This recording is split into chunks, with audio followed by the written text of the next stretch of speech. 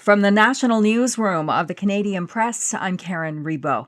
Iran has resumed some commercial flights from Tehran's international airport today. Meanwhile, U.S. envoys Steve Witkoff and Jared Kushner are expected in Pakistan today to attempt to revive ceasefire talks with Iran.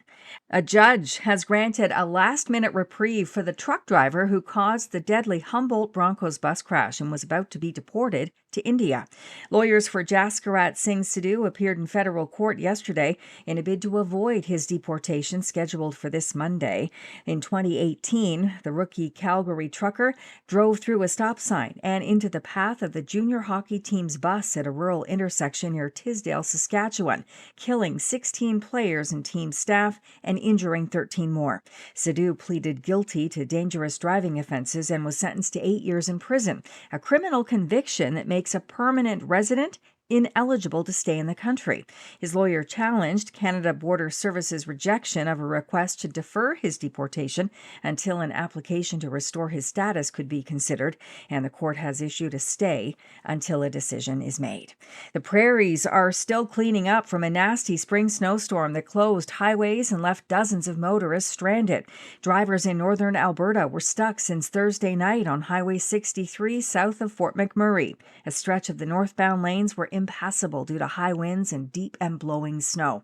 Wood Buffalo Mayor Sandy Bowman said last night that 6 buses were heading south to the stranded travelers to bring supplies and to transport them to safety. We're doing everything we can to support you and get you home. This is a complex and coordinated effort, and it will take time. We thank you for your patience. Blowing snow warnings linger in western Saskatchewan this morning, while blizzard warnings are in place in northern Manitoba and winter storm warnings in northwestern Ontario. Post-secondary organizations on both sides of the border are reporting a surge in interest among U.S.-based researchers in coming to work at Canadian universities. Jason Stanley, a fascism researcher who left Yale last year for a job at the Munk School of Global Affairs in Toronto, says more and more of his American colleagues are looking north. And Ottawa senior Roy Allen celebrated his 100th birthday earlier this month, and he'll try to make history next month at the Tamarack Ottawa race. Allen will try to become the first centenarian to complete the 5K in the event. He says he is doing the walk for his wife, Melba. My wife's got dementia. There's organizations that have helped her, like the Council on Aging, the Dementia Society, and I can do this to help them get known. Tamarack Ottawa Race Weekend is the biggest multi-day race event in Canada, welcoming more than 36,000 participants in 2025. David Augustine, The Canadian Press. This is The Canadian Press. In sports, the Montreal Canadiens lead their first-round NHL playoff series 2-1 over the Tampa Bay Lightning. Lane Hudson scored 2 minutes into overtime to lift the Habs past the Lightning 3-2 in Montreal. Hudson scored with a slap shot, something rarely seen from a shifty defenseman. That honestly might have been my first slap shot all year, so...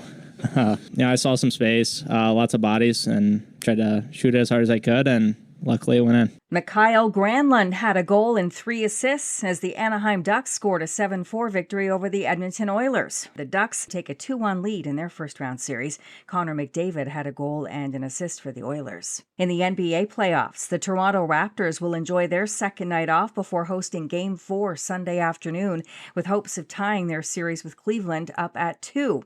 And the Cleveland Guardians beat the host Toronto Blue Jays 8-6 last night at Rogers Centre. They'll go at it again this afternoon. From the Canadian Press, I'm Karen Rebo.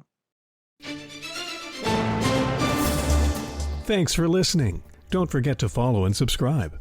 For more of today's top stories, visit thecanadianpressnews.ca.